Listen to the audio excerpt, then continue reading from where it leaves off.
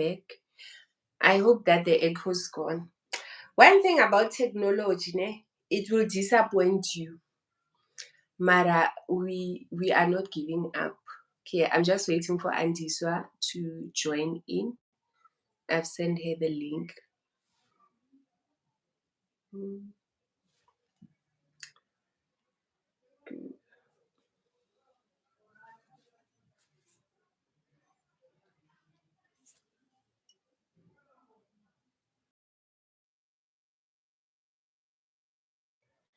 Okay, I think she's coming just now. Yo, guys, how are you doing? I'm talking to myself. The joys of social media. We speak to ourselves. This.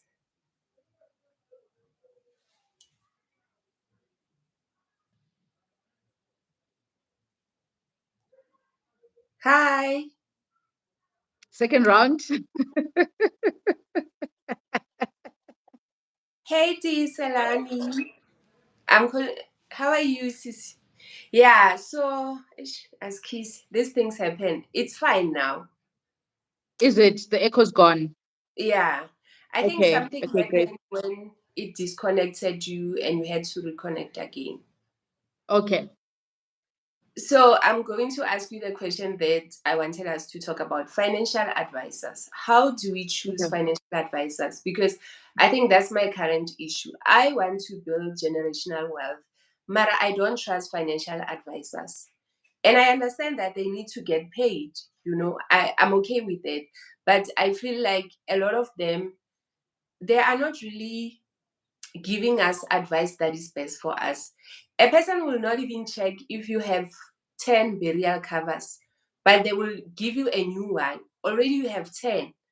So, Mm, yeah, how do we get financial advisors that we can actually trust? Do we need to pay for the service in order to trust it? Or it is what it is? You just need to go and educate yourself. sure. Okay. I'm gonna answer this in two ways, ne? Yeah. Um, Number one, I think your concern is valid, especially in the space. I think that the way in which financial advisors are remunerated in the space does not really help the cause much. Yeah. Because if the way that you pay someone, it has a lot of influence on the type of behavior that then plays out after that, right? Because if Yeah. you obviously remunerate someone based on the number of sales they make, they're going to make more sales in order to make more money. Can we blame them?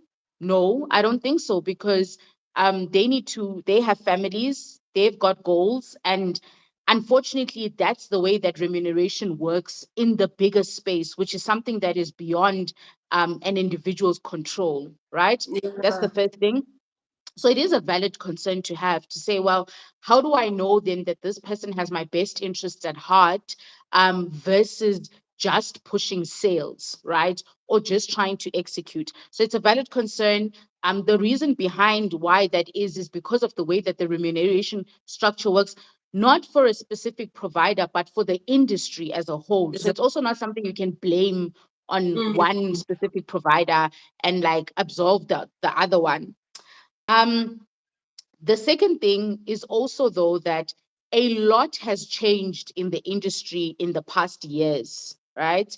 A lot has changed and a lot has evolved because now ordinary people on the floor have way more information if they are interested, that is available to them about these services. Number one.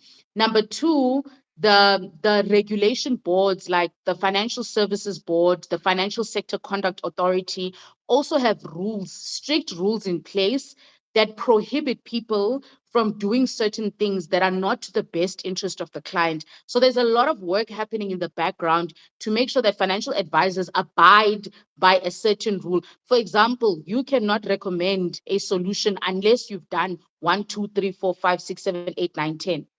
But Okay.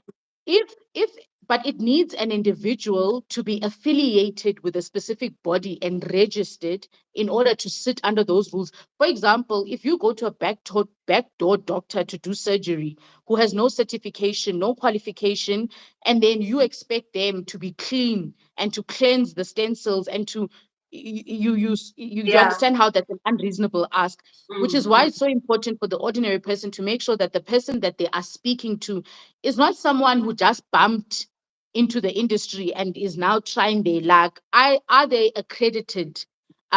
What type of qualifications do they have? Do they study financial planning?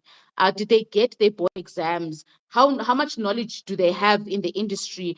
What do their references look like? Do they have references? So you also need to take on that responsibility as a consumer to understand better who you are speaking to.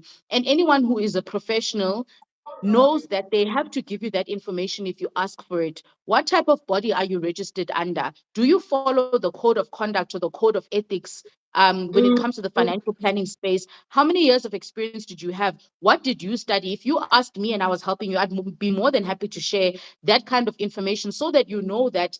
Because what happens is that when you study and you get accredited, just like a doctor, you're scared to do the wrong thing because you know you've got a bigger body that governs you, that could get you Okay. disbarred or fired if you do things.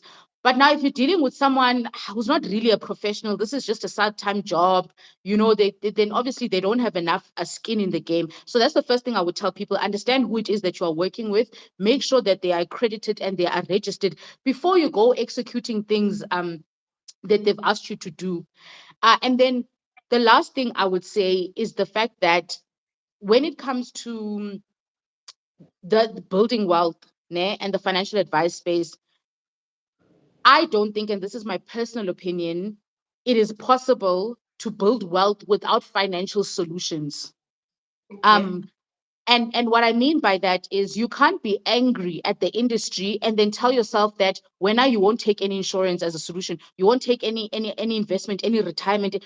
All of these things are actually good quality things that were built for the consumer's benefit. It's just that in the nature of who we are as people, sometimes we like to work the system and then Yeah. do Sure. things and adjust in ways that we shouldn't. And then things end up having a negative impact as opposed to a positive one. But if you're also sitting there like, now I'm going to do this all by myself. I don't need a professional. I'm just going to Google. I'm going to teach myself. That is a very risky, that's a very risky alternative because to be honest, I always say that the funny thing about money is that you studied to do your social work qualification and you're good at it because of the knowledge you gained. So are doctors, so are engineers, so are nurses. But when it comes to money, we study to become this good and to have the knowledge. But everyone, when it comes to our industry, thinks that they can Google it and build their wealth and try different things and Yeah. go to schemes and all of those things themselves. But just like any other industry, you've got professionals in it who've got the knowledge, who've got the tools and the insight. But you just need to make sure that you understand who you are working with. Lastly, Okay. when it comes to the financial advice topic, I really love personally paying someone a fee for their knowledge and expertise that is not going to be tied to what they sell me as an individual. Then I know that you are not invested in the outcome, you are invested in the process. Yeah. And you know that you're going to get remunerated for the knowledge that you impart with me and not necessarily the execution. So I think that's also a good way to go about it. Where what I mean by that, for everyone's context who doesn't necessarily understand what I mean, um, you pay for my time as a professional and you say that please advise me on 1, 2, 3, 4, 5. And whether or not you decide to change something, I'm remunerated for my time and you get the value that you want. But if the only remuneration is tied to an outcome, it does create a bit of biasness. There are people who can still be honest and fair, and I've met those people, they exist, but yeah, it becomes No, very no, I tricky. get you. Thank you so much. I see there's a question there about, and I think we also had it when we were on Instagram. Or is it true that if you have more than one life cover, then they won't pay out when the time comes? I think That on is, Instagram we were speaking about the one about, was it about the burials? Because I think there's mm, been a time where it was trending, the one about burials that I don't know if you have. like 10 burials. At the end, they will check even if it's from different companies or what. Okay. Yeah, So I want to explain this in a correct way, but without yeah, overcomplicating it so that we don't go into a rabbit hole. So yeah. you can have more than one cover and you can have more than one funeral cover, right? But for instance, with funeral cover, um, there's a certain amount, and you can Google it. I don't want to say it and then people panic, go look at their policies. You can Google the amount where you, per policy, you shouldn't have more than that amount of funeral cover per policy, right? Okay. So what happens is that sometimes there is that limit, but then in order to beat the limit, you can have another cover if you need more cover. But what happens sometimes is that different burial societies, especially societies, they share what is called a common underwriter. Yes, So I've that heard means that. that the person underwriting the policy, the person actually holding the risk of this burial society is the Yes. same individual. So Joey thinks she is getting 100,000 from Siaka Burial Mm. Society. And then because Siaka says, Joey, we can't give you more than 100,000 Rand because that is the maximum cover. Joey, for example, then goes to Latuma Burial Society and gets another 100,000 because they said no, only to find out that the underwriter of Siatuma and what is the same. And then all of a sudden they're like, we can't pay you out because you are over insured for the maximum. And you're like, but how? I've got something with Latuma and something with Siaka. And the institutions are different, but the actual underwriter is the same. It doesn't mean that, and that's just the funeral cover example. You can have different covers. You just need to make sure that you understand the maximums because they are also different depending on the cover. And you also understand who the underwriter is, right? And again, that's where the professional opinion comes in because people are not going to have this knowledge on an everyday, which is why I was saying that if Exactly. you are trying to Google this yourself and figure it out yourself, limits when it comes to cover and different covers and what is an underwriter anyway, and it's going to get complicated, which is why I think there's a space for a professional to guide you. You just need to make sure that it's a professional you trust, and a professional that you can listen to. But I hope that that Thank you for answers that your one. your question. No, thank you for that one because I think a lot of people have discovered later on. And I think it goes back to what the first question I asked about the financial advisors and what you said that now it's on us to check, to verify. And just thinking about it, I know that a lot of us, especially as women, black women, we were made to feel bad for asking questions. So even in professional settings, when we Mm, come, you want a funeral cover or you want something, a lot of us, we don't ask questions because we don't want to seem like we are too full of ourselves or we are too troublesome. So mm, that is something that I'm very intentional about, even with my kids, to advocate for themselves that you have a right to mm, ask questions. Asking questions is not a bad thing. As long as you are told, it's fine, it's respectful. And also, what is respectful anyway? But that's mm. that's That's conversation a for topic for another. another day. Yes, but what I'm saying is that a lot of us, when we go to professionals, we are afraid to ask for questions because we were never really taught how to do that.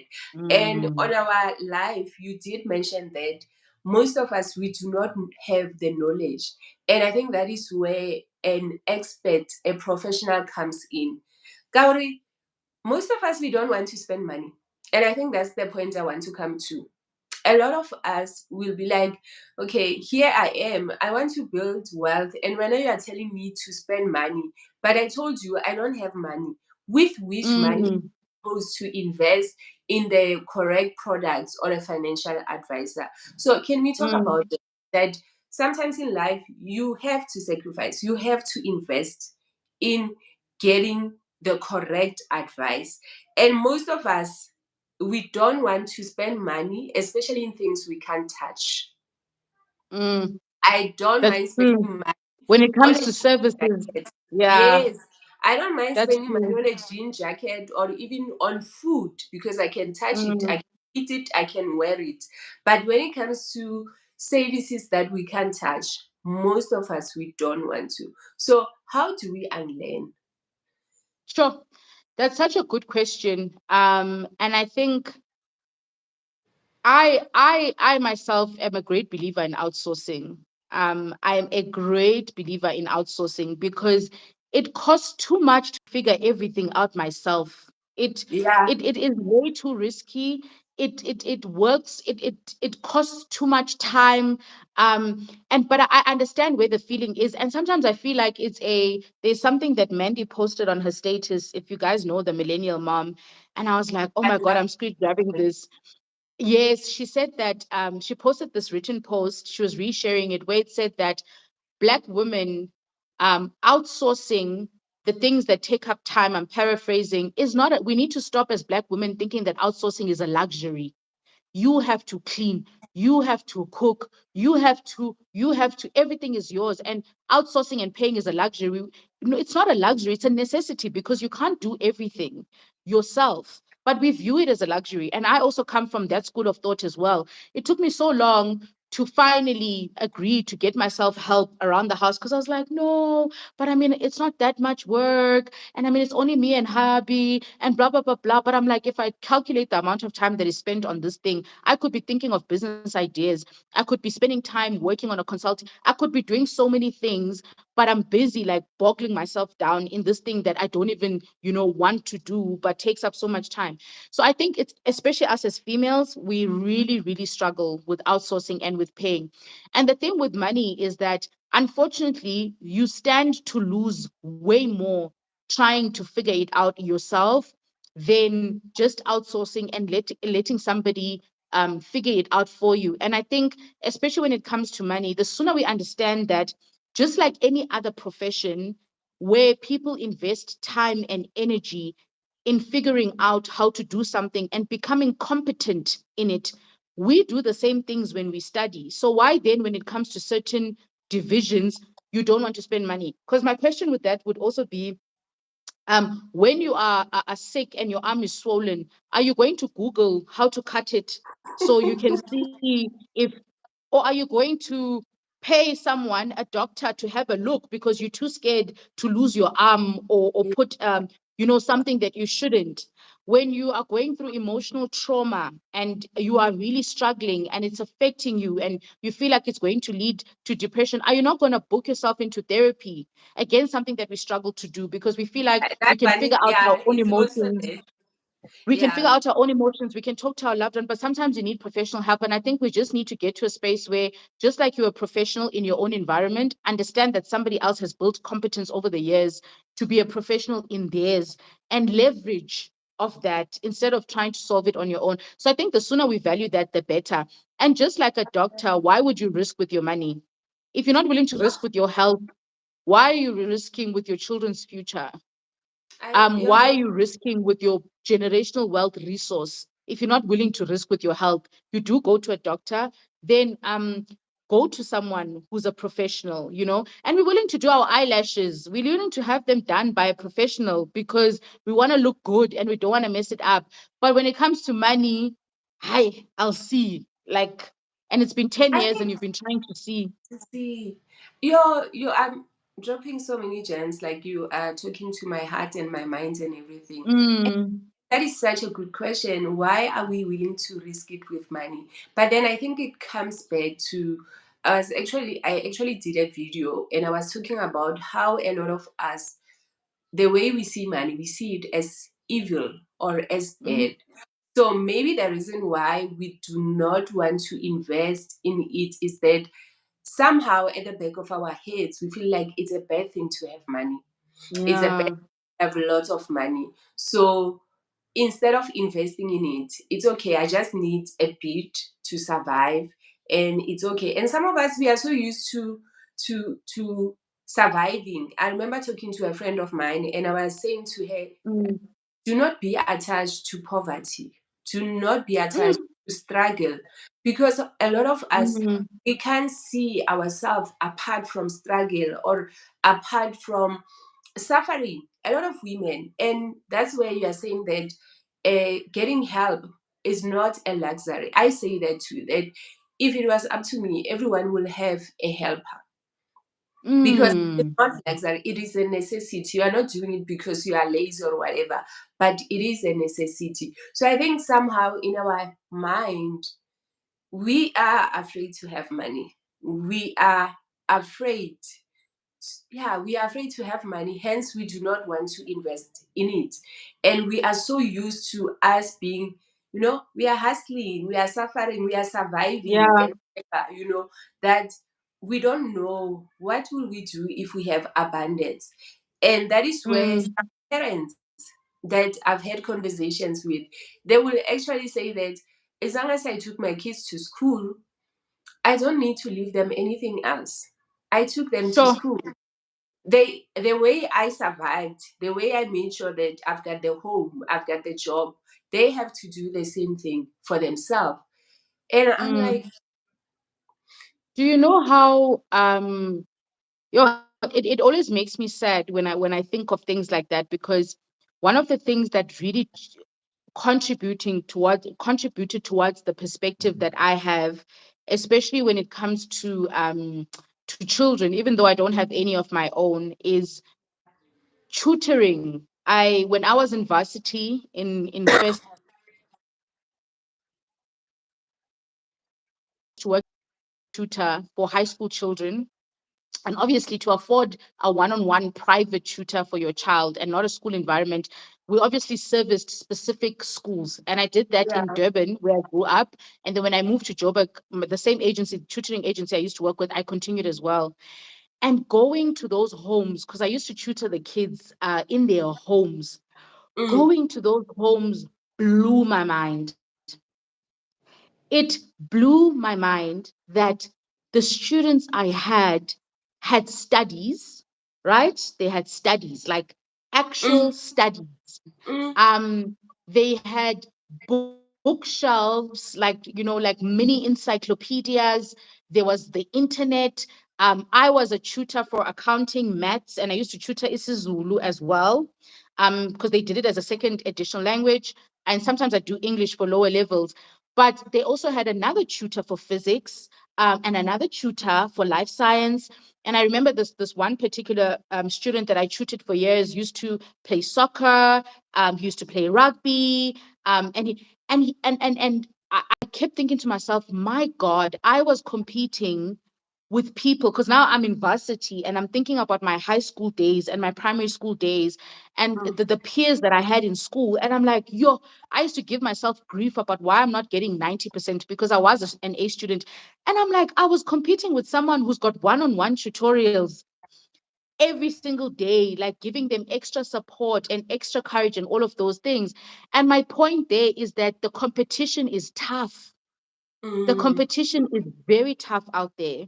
So if yeah, you are going to only give your kid the bare minimum and expect them to get on when it comes to working or varsity level, get head on in terms of opportunities with other kids who are basically set up for success from grade R, literally. Like they were set up for success from grade R. So if you're only going to give your child the bare minimum, I don't think you're giving them a fair chance to compete, because there are children who get to interview level when we were doing our graduate programs, where you get there and you are mumbling and you're scared to sell yourself because you were told to be humble and you were hey, told to be calm.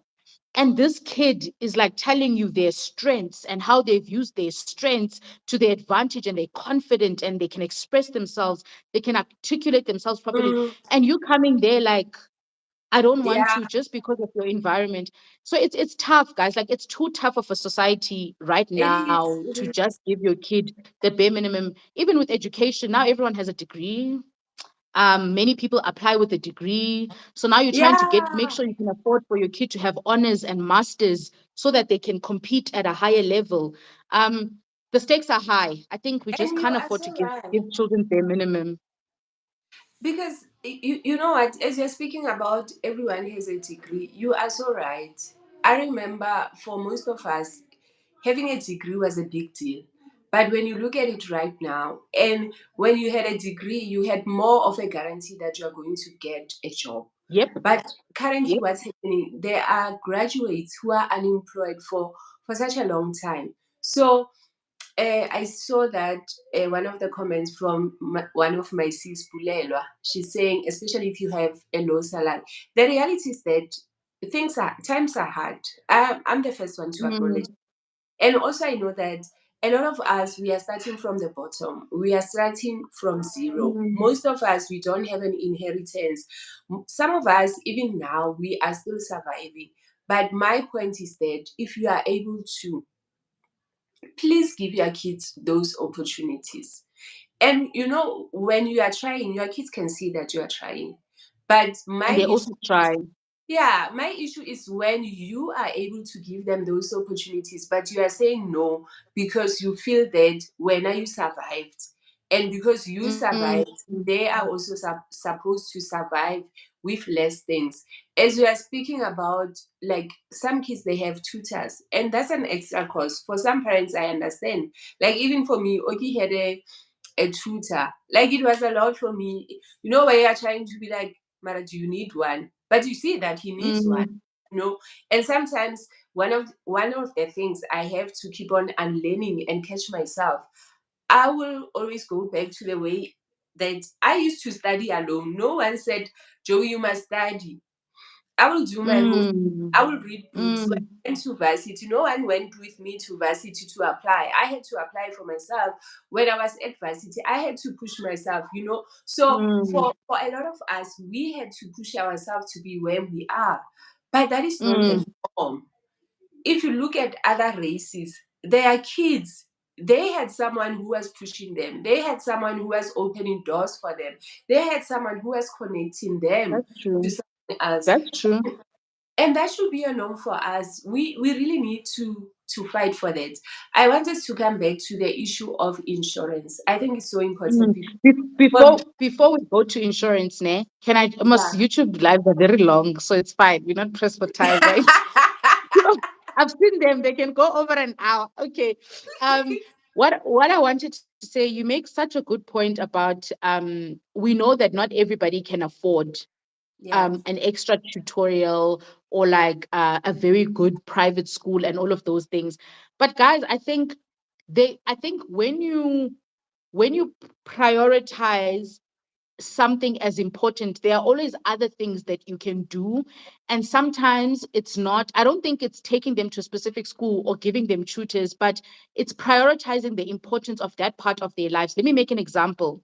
Um, my cousin, I've got a cousin who lives in the rural area, in the rural areas, and she was telling me the other day that her daughter has now started high school and she goes to a rural high school, but she's like, you know, and so when she comes back from school, I tell her to put her bag one side, give me her uniform, and I wash her uniform because I don't want anything as pazamisa when it comes to doing homework. All the other kids, they fetch water and stuff. I'd rather fetch it myself. I would rather. Do you see the example? She does not have the money to take her daughter out of the rural areas, but she will make sure that every waking hour her daughter has concentrates towards school. Does that cost money? No. It costs her using her own energy and her time to rather sleep at 11 o'clock at night doing the house chores so her daughter concentrates on school. So it's not always a money thing. Oh, that is such a Sometimes good example. it's a That support is thing. such yeah. That is Something such else a that good you can example. do that is free is that expose your kids to other people and professionals. You know, Auntie Andiswa, who works in the financial Mhm. services, and she's made a success of it. Your child is passionate about accounting. Ask Auntie Andiswa, you know, like Auntie Andiswa, what is the space like? What do you do? Talk to my child. You know, you did commerce. My child is interested in commerce. What are the career opportunities? Does that cost money? No. But you're exposing your child and you're trying by all means to push them forward. You've got a friend who's a doctor. Your child wants to be a doctor. Can't you, you know, invite the friend over for lunch to talk? You get what I mean? There's other things we can do. No, It's not those are always perfect. money. I love that. And as you are saying it, I'm actually thinking about my mom. I everyone who follows me, they know I'm not domesticated at all. And my mom allowed me to Mm. not be domesticated. The time that where parents expected their kids to know how to clean and do all these things. My mom did not expect that.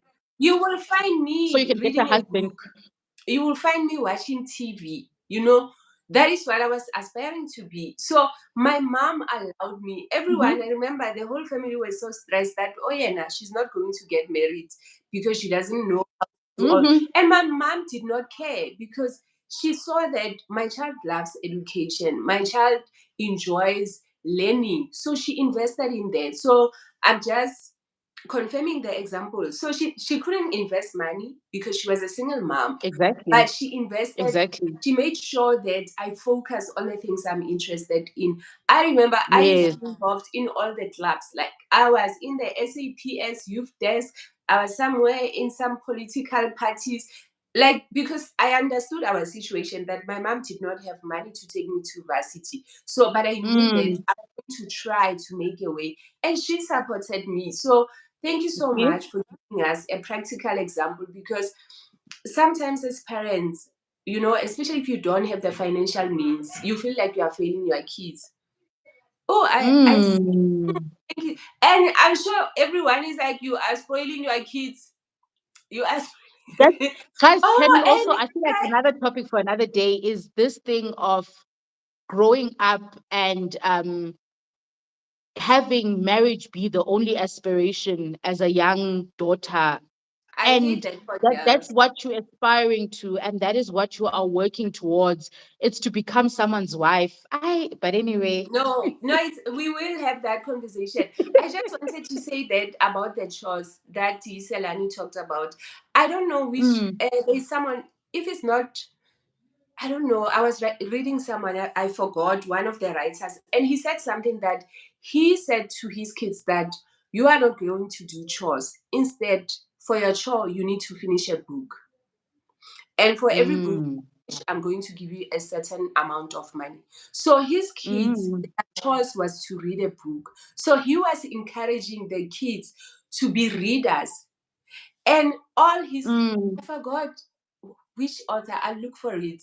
All his kids, they are doctors, they are all these things because reading was a norm for them. Their choice Mm. was reading a book. Can you imagine for us?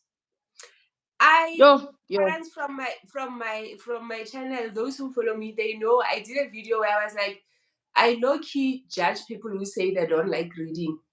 I low key judge Yeah, them. I I also remember understand you that, saying that in a video. yeah, I understand that it was not a norm for some of us, Mara.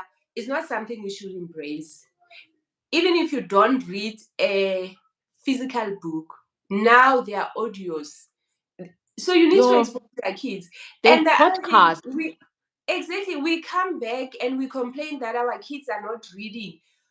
When you are not showing it, read a magazine. Even if you read a magazine, it's fine. Please read something. Show Do them. you know how much I think also sometimes, especially if you were not a reader yourself, you think that reading is only, first of all, reading helps with learning to articulate yourself a lot. And I always use myself as an example that I didn't go to a private school. I went to a public school all my life. I've never been to a private school. Really? But what Wow, reading did, I because you did are not go those to kids. private schools. I did not go. I was not. But I read so much. Like I read so much. And because I read and I watched TV and I articulated how I speak, and I had this phase, especially when I was young, where I even got the twang right, very important, and I lost it. But the point is, reading allows you to, number one, learn to express yourself, learn to articulate yourself, find the right vocabulary as well. But most importantly, I think another hidden benefit is it gives you an escape from your current Yeah. reality. You can literally go anywhere. You could read a book about a young girl who's traveling or who made a successful career being a lawyer. You can take your mind out of that rural area or wherever you are Yes. and literally let the child escape into whatever universe that you want them to go to.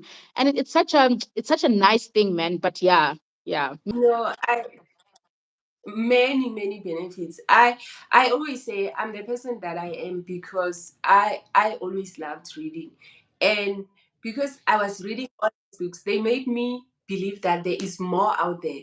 Even when I was looking at my current circumstances, I believed that there was more, even when it Exactly. didn't make sense. So please, parents, even if you are not a reader, just encourage your kids. And to all the parents who are commenting here, thank you so much for being the difference, for showing our kids that there is something more out there, So I absolutely appreciate it. Let us come to the issue of insurance, because I was one of those people who are like, Sure. oh, insurance for what? You know, like I think, Mm. and For also I'm whom? a believer that Christ died for me, so Christ is protecting me. Oh. But no, let's be honest. Some of us, especially, I'm going to speak as a Christian. There are certain things that we will want to shy away from because we are like, no, we are being negative minded. We are protected by the blood Mm. of Jesus. So why do I Mm. get insurance and all these things? So why do we need an insurance? I posted, I love what you said. I was telling my friend, because she's not on social media, I was telling her the point where you made that you do not take insurance for yourself, but you take it for your loved ones. So let's Yes. share it here again. Why do we need to have insurance for different things, especially taking into account the fact that we are trying to build generational wealth? Mm. Mm. Um, Firstly,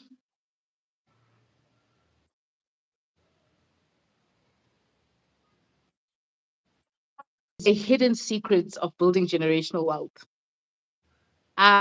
Um, Everyone speaks about investing and growing money, and but guys, if we are to be realistic and practical, right? Yeah, How, first of all, very few people can afford, number one, a really good lifestyle and opportunities for their children, plus afford to put money away, right? In this current that's true. economic climate, it is not something easy, and it's not something that a lot of people have the luxury of, right? Yeah, So now, after you've done all of these things, which is live a good lifestyle, you then have a little bit that is left, which is, let's say, 1,000 rand, for example. yeah, If you put in 1,000 rand every month, and this is, you are lucky enough to be able to stay invested and put in 1,000 rand every month. Now, in 1 year, you've got 12,000 rand, right? And mm, maybe 2,000 rand from interest, or 2,500. So you've got 14,500 at the end of year one. Then yeah. year two, you've got double that. So you've got about 28 to 30,000. Then by the time you are 10, 15, 20 years in, it is, and by the way, assuming nothing happens to you, which is a big assumption because we don't know when the day is going to come. Yeah. Maybe at the end, you are able to save those thousands rands and it becomes 150,000 and you never have to touch it and you never need it, which is again a rare case. Mm-hmm. What insurance does is that it gives you the certainty of having a specific amount of money that you can actually choose. Remember that the 1,000 rand, you need to put it away, put it away, put it away. You need to put it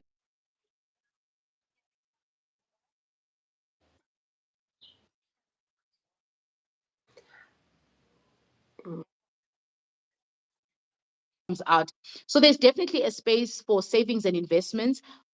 Insurance, the difference is that you do not know the time nor the place,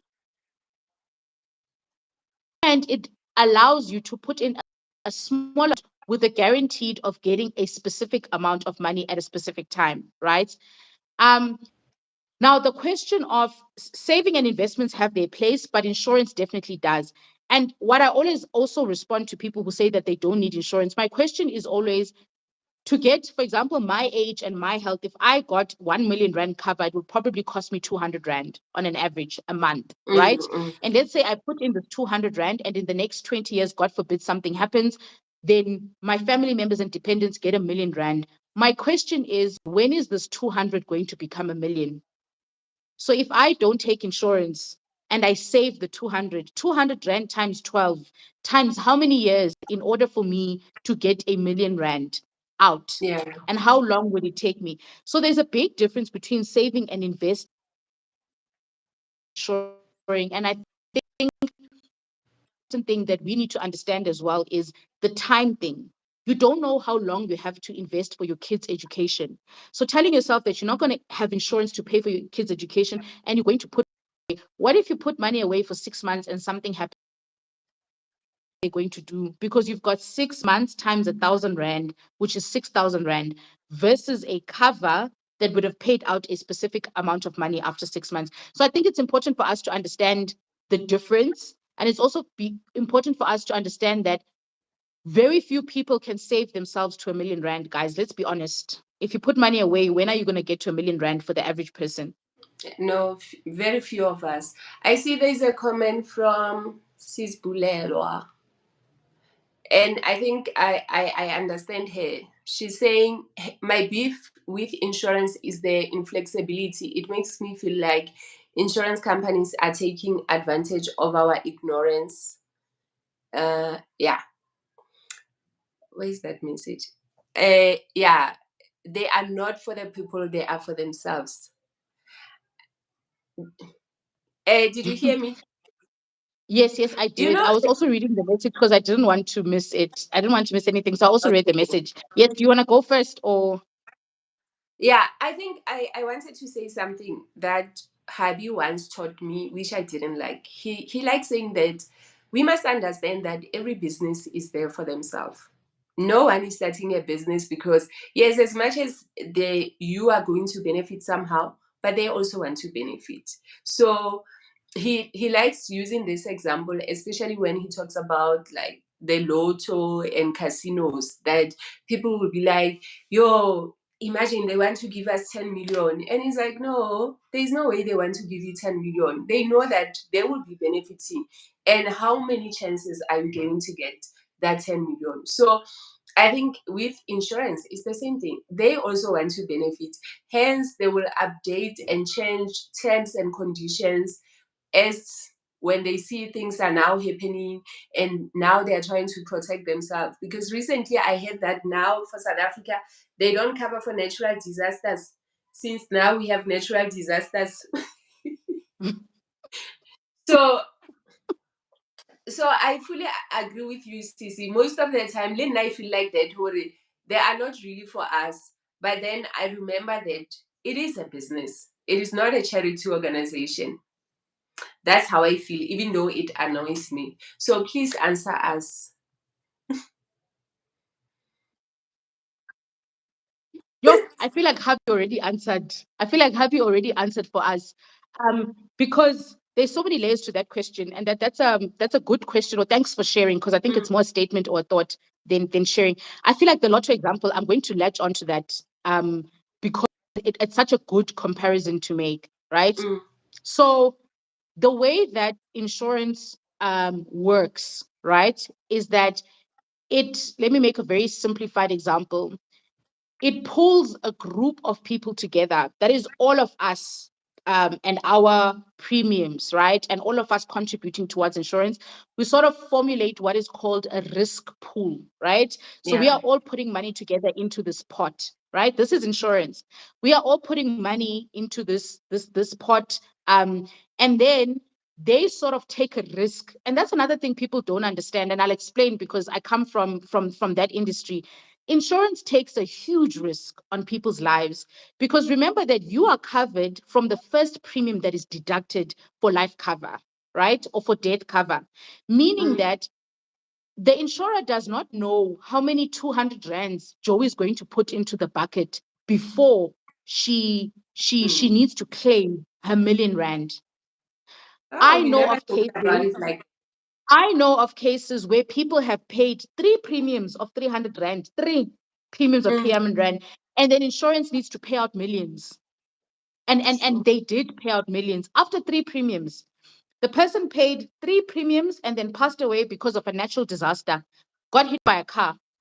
No one mm. could have predicted that. It's a healthy person, low risk, still young. Life happens, they pay three premiums and they get millions out because that is their life cover. But nobody talks about those stories and nobody thinks about those. People just amplify all the stories where I've been putting 200 for 40 years and I'm still Mhm. alive and I feel like my money has gone to waste. But Joey or whoever else, let's use X put in three into the bucket and they got millions out. That's just the risk that the insurer takes as a business. Yeah. You put all. you could all from the bucket put 1 200 rand each and all fall down after that, and insurance would be liable in order to cover that risk. But nobody's thinking about that from a business perspective, that it's very risky, and they need to make sure that from a terms and conditions perspective, no one is trying to work the system. And sometimes people do that, right? I'm going to play devil's advocate now and be on the insurer part to explain. Nobody thinks about the fact that other people try and work the system. What do I mean by work the system? You know that Burros, you've been everything. diagnosed with XYZ, and now your life is in danger. And now you want to get this cover to come and Mm-hmm. cover yourself. Insurance, through their process, is going to find that out, that you've got X, Y, and Z before you took the cover. And it's either they're going to charge you a big premium or they're going to decline you the cover. And then you're going to be like, oh, but why are you declining me? You guys are ripping us off and all of those things. Or let me make another example. Insurance asks you, have you ever been diagnosed with XYZ? Don't. And you don't tell the truth Mm. because you know that thing. So you keep quiet and you don't say anything. And then something happens. And now, in the terms and conditions, they did say that we are covering you for this benefit amount, given that all of the information that you have provided is factual and true.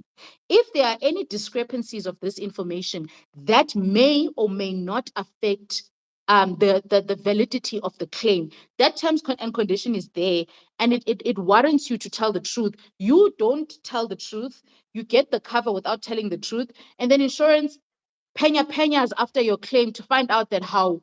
But we asked you, Mus, Uba, were you diagnosed? And you said no. So we can't pay you out. Then it's like, oh, but insurance is ripping us off. Why are they not paying out the money? They always find excuses. But why aren't you reading? Why aren't you reading? And if you struggle to read and understand, why aren't you leaning on someone that you trust who's got the knowledge in order to understand? So key things there is, number one, it is a business like any other business. Number two, we also, I think, as consumers, need to own up to the responsibility of also reading contracts, guys, and reading T's and C's, as opposed to getting in and then trying to find reasons. You need to read the T's and C's because it is a business at the end of the day. There's also a big risk that the insurer is taking that you are not seeing.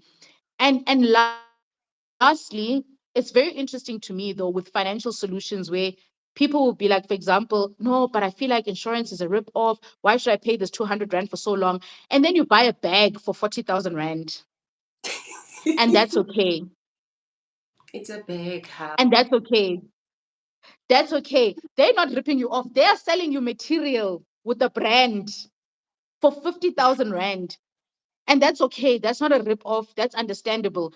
But here you are being ripped off, even though it's an investment or specific financial solution. So, yeah, there's lots for us to think about.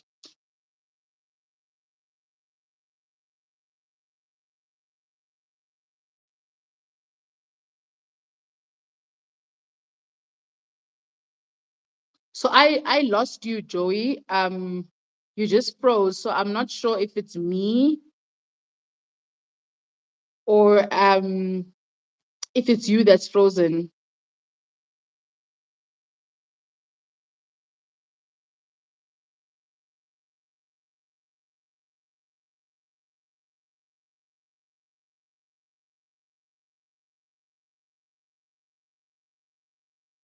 Can you guys?